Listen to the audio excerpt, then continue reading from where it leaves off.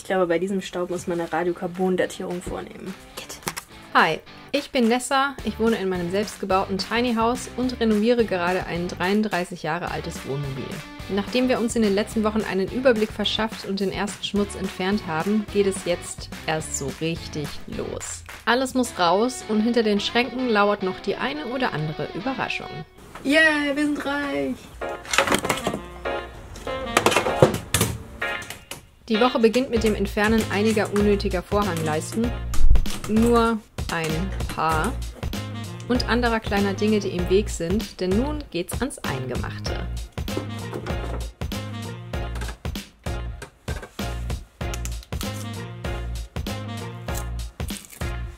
Wir haben beschlossen, das hier alles erstmal so zu lassen. Das sieht noch in Ordnung aus. Es ist mit einer wasserabweisenden Farbe gestrichen, aber an den Wänden sieht die Sache ein bisschen anders aus. Das ist einfach alles nicht so lecker und wir würden auch gerne mal angucken, wie die Wand darunter aussieht. Deswegen diese Sachen hier, die kommen alle weg. Das sind sowieso schon mehrere Schichten und da überlegen wir uns was Neues. Aber auf jeden Fall irgendwas, was ein bisschen wohnlicher aussieht und ein bisschen weniger eklig ist. Manchmal muss man einfach mutig sein oder dumm oder beides.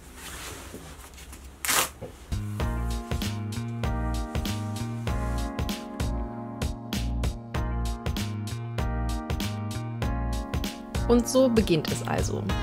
Die etwas andere Erkundungstour. Leider löst sich nur die obere Tapetenschicht, fürs Erste aber genug, um einen Eindruck zu bekommen.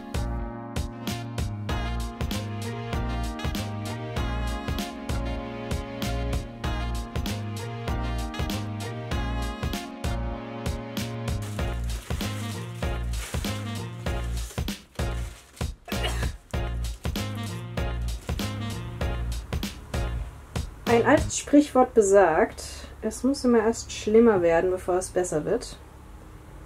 Das trifft hier auf jeden Fall zu. Zwischenstand meines kleinen Berserker-Anfalls hier. Die Wände sind noch intakt, nur unter den Fenstern gibt es ein paar alte Sporflecken. Alles ist aber trocken, also können die Wandverkleidung und die Originaltapete wahrscheinlich bleiben. Um die ehemals feuchten Stellen kümmern wir uns separat, bevor wir dann neu tapezieren. Könnte schlimmer sein. Ich weiß, manche Leute finden das immer noch eklig, aber das ist alles was man erneuern und reparieren kann. Und jetzt wissen wir wenigstens, womit wir was zu tun haben.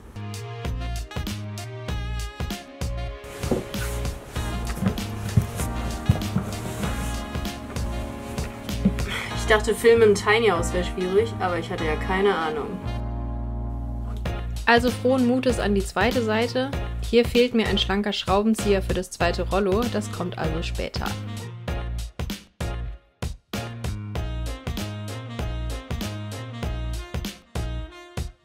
Die zweite Wand ganz ohne Flecken. Ha. Was zu finden gibt es trotzdem. Ich glaube, das geht noch. Das Spannende ist, ich weiß nicht, ob ihr das immer seht, aber überall in diesem Wohnmobil sind Kabelkanäle. Und das Beste daran ist, in den meisten ist überhaupt nichts drin. In dem hier übrigens auch nicht. Das wollte ich doch noch mal kurz teilen. Der Beweis, dass hier mal Frühstück gemacht wurde.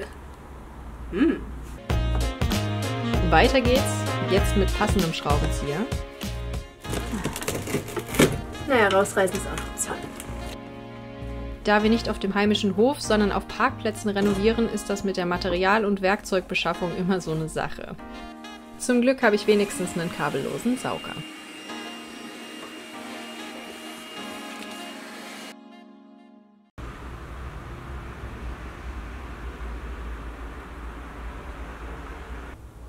Das verspricht heute auf jeden Fall eine langwierige und anstrengende Arbeit zu werden. Und deshalb habe ich ein bisschen Unterstützung von, ihr ahnt es, Blinkist. Die Ergebnisse nach einer Stunde Arbeit sagen mir eindeutig, dass ich die falsche Methode habe. Problem ist bei der Sache erstens, dass unten drunter noch eine Tapete ist und die ist mit irgendeinem wasserfesten Lack gestrichen, mit dem, glaube ich, der Kleber reagiert hat. Und Stichwort zweitens, dass es offensichtlich nicht mit Kleister gemacht wurde, sondern mit irgendeinem Kleber. Tapete drunter hier zu entfernen ist keine Option, weil die direkt mit der Innenverkleidung verbunden ist.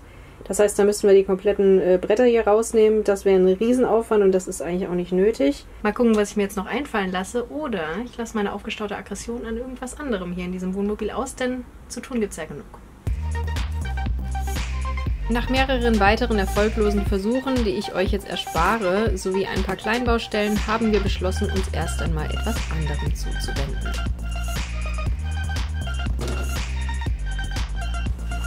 Let's go!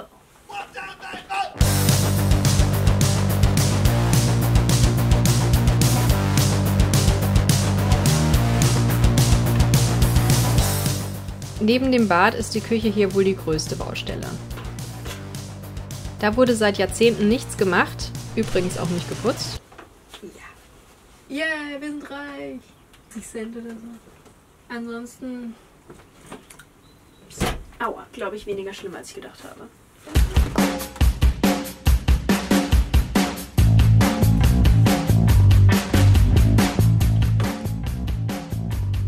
Wir reißen hier so ziemlich alles raus, denn wir haben schon so eine Ahnung, dass da noch ein paar Überraschungen auf uns warten.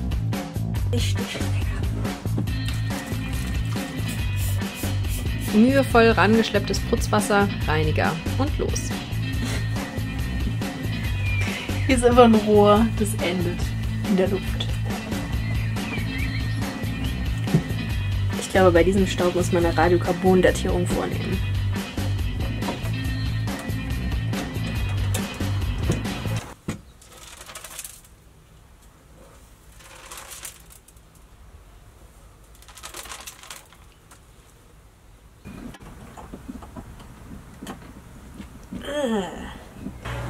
Das ist so widerlich.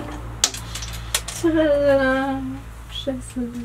Wir bauen neue, bessere, schönere, weniger eklige Schränke.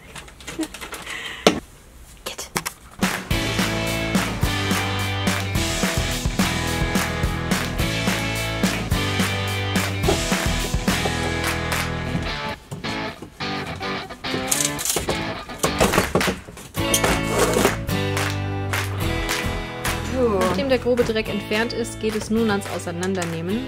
Einiges ist noch zu gebrauchen, anderes weniger.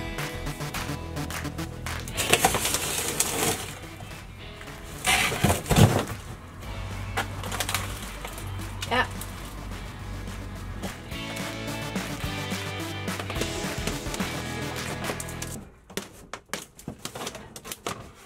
Uiuiui.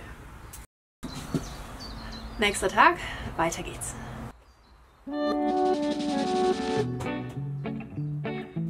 Die Küche ist voller Kabel, 12 Volt, 230 Volt, Wasserleitungen und Co. Nachdem ich alles abgefilmt habe, für alle Fälle, nehmen wir die Dinge schrittweise auseinander.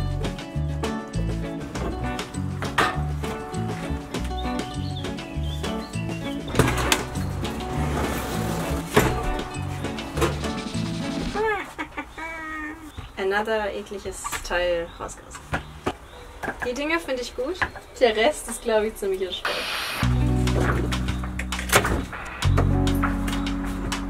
Oder ist nicht gespannt?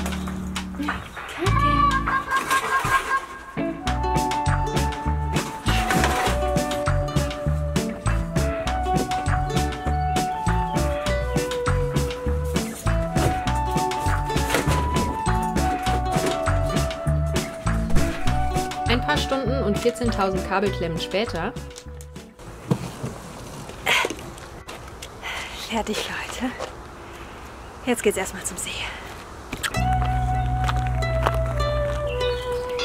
Das heißt für euch, das war's für heute. Wir haben einige Fortschritte gemacht, noch mehr Chaos geschaffen und Sperrmüll gesammelt. Übernächsten Samstag geht es weiter mit der Küche und unserem Gammelmobil. Vielen Dank fürs Zusehen und bis bald.